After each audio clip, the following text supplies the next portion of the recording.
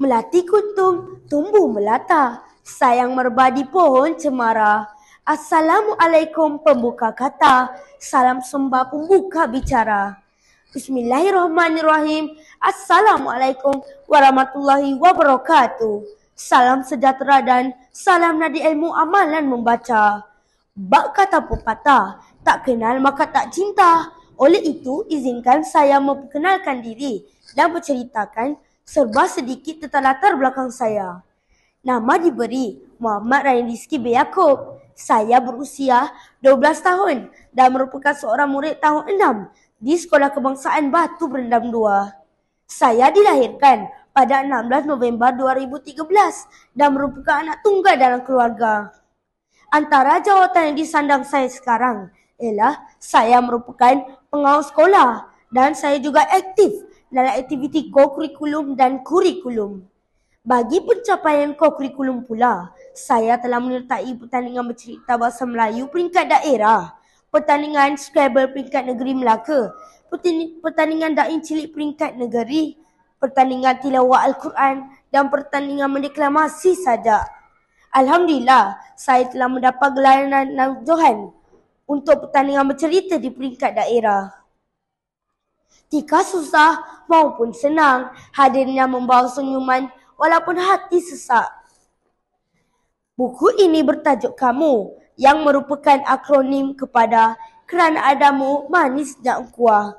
Mempunyai 244 halaman yang diterbitkan oleh Putih Press pada 2019. Pada muka hadapannya, kita boleh lihat terdapat ilustrasi 2 buah kasut. Sebuah kasut kelihatan cantik, bersih dan mahal. Sedangkan sebuah kasut lagi kelihatan kotor, usang dan seperti kasut lama. Berdasarkan ilustrasi ini sahaja, saya sudah memahami bahawa cerita ini pasti akan menceritakan tentang 2 kehidupan yang berbeza. Sebelum itu, izinkan saya menceritakan sinopsis buku ini terlebih dahulu. Mana tahu anda berminat dan ingin membeli buku ini nanti. 2 watak utama yang menjadi perhatian ialah Uwais Qarni dan Haziq Irham. Uwais Qarni merupakan penuntut di Institut Pendidikan Guru IPG. Dia merupakan bekas Ketua Persatuan Agama Islam di IPG. Beliau merupakan insan yang dikenali dan disegani kerana kepribadian dirinya yang baik dan soleh. Tetapi siapa sangka adanya kisah silam yang perit di balik perhijrahan ini. Uwais dibesarkan tanpa kasih sayang ibu dan bapa, hanya menumpang kasih datuknya Toki yang uzur. Disebabkan takdir yang dirasakan kejam dan terlalu perit untuk diterima, Uwais memberontak. Dia melibatkan diri dalam geng kongsi gelap bernama The Ice. Namun kerana silap dirinya mencipta musuh, insan kesayangannya Toki mati dibunuh. Itulah kemuncak kesabaran dirinya, di mana dia benar-benar merasakan bahawa Tuhan membencinya dan dia tidak berguna untuk hidup di atas muka bumi ini. Hingga akhirnya dia memutuskan untuk menamatkan saja hidupnya. Tetapi sesungguhnya Tuhan itu Maha Penyayang yang telah menemukan dia dengan seorang lelaki bernama Haziq Irham. Insan yang telah menyelamatkan dirinya daripada ambang kematian dan menjadi sahabat setia yang merubah 180 darjah tentang dirinya. Penghijrahan Uwais Qarni sangat memberi kesan bukan sahaja kepada dirinya, namun kepada setiap yang mengenali Uwais.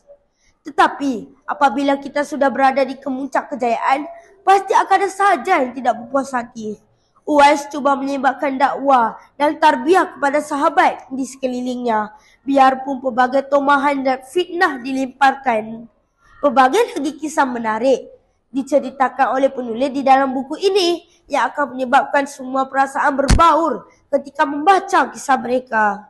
Bukan hanya sekadar bicara kosong, tanpa makna atau pada tinggi nilainya yang tak terbanding dengan emas dan permata. Bagi saya, itulah yang ingin disampaikan oleh penulis kepada pembaca, biar satu dunia tahu hebat dan persahabatan mereka. Kisah persahabatan Uwais Qarni dan Haziq Irham boleh dijadikan inspirasi buat kita semua untuk bersahabat dan menjadi sahabat ketika susah dan senang. Perkara yang menarik minat saya Tentang buku ini ialah penulis tidak memberitahu siapakah sebenarnya insan yang telah menyebarkan fitnah tentang Uwais dan hanya memberi gelaran SA. Namun, penulis meninggalkan sedikit info kepada pembaca bahawa orang tersebut merupakan orang yang terdekat dengan Uwais dan berjaya menimbulkan rasa tanda tanya kepada pembaca. Buku ini juga mempunyai gaya bahasa yang menarik. Pada pendapat saya, buku ini lain daripada lain kerana mempunyai kata-kata mutiara di setiap hujung bab yang boleh diambil iktibar oleh para pembaca. Antara pengajaran yang saya pelajari setelah membaca buku ini ialah kita perlulah mempunyai semangat setia kawan yang tinggi. Saya sangat kagum dan terinspirasi dengan kisah persahabatan Uwais dan Haziq. Haziq sentiasa berada di sisi Uwais dikala susah maupun senang, walaupun Uwais berada di titik terbawah dalam hidupnya. Pada akhir cerita buku ini, Uwais memaafkan pelaku yang telah memfitnahnya sehingga dibenci semua orang. Sifat Uwais membuatkan saya sedar bahawa semua orang layak dimaafkan. Akhir sekali, sifat tabah menghadapi ujian. Sejujurnya, walaupun saya hanya pembaca, tetapi ujian yang ditimpa Uwais seakan-akan dirasai sendiri oleh saya. Ujian yang berat tersebut juga membuatkan Uwais hampir putus asa, namun berjaya bangkit semula dengan bantuan Haziq.